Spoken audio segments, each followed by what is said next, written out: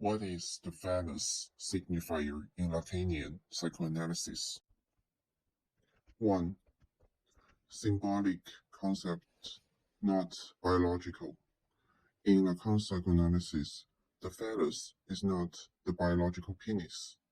It is a symbolic signifier. The phallus represents a kind of power, presence, and lack all at once. It stands at the center of the symbolic order in relation to sexual difference. For example, in language and cultural representations, the phallus often symbolizes a position of authority and agency. It's a signifier that is used to structure and understand gender relations in the symbolic realm. 2. Role in gender construction. In the context of gender, the phallus is a crucial element.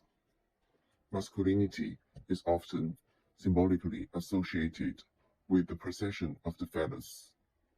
A man's identity in the symbolic order is partly constructed around the idea of having this signifier.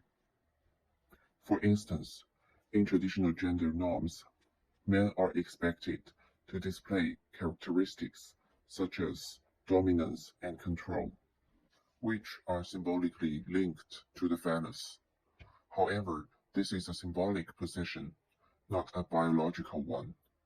It's about occupying a position in the symbolic order that is associated with power and agency.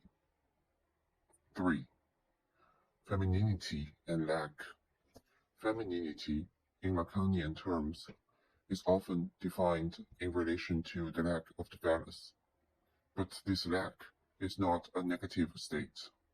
Instead, it gives rise to a different kind of desire and position in the symbolic order.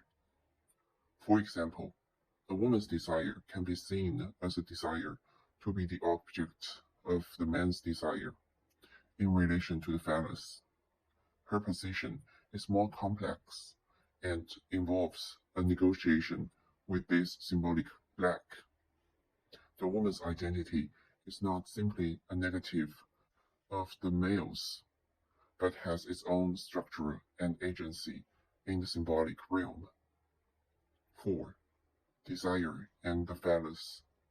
The phallus as a signifier also shapes desire. For both men and women, desire is directed through and around this central signifier. A man's desire may be assert his phallic identity, to possess and dominate in a symbolic sense. For example, in a competitive work environment, a man's desire for success and recognition can be seen as a way of demonstrating his phallic power.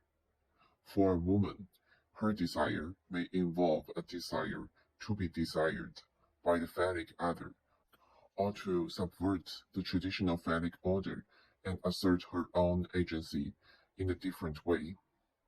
5. Castration complex and the phallus. The castration complex is closely related to the phallus. For a boy, the realization that he could lose the phallus, symbolically, is a crucial moment in his psychological development.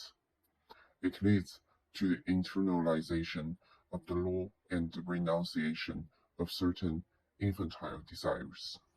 For a girl, the recognition of her lack of the phallus, again symbolically, also shapes her development and her relationship with desire and the other sex.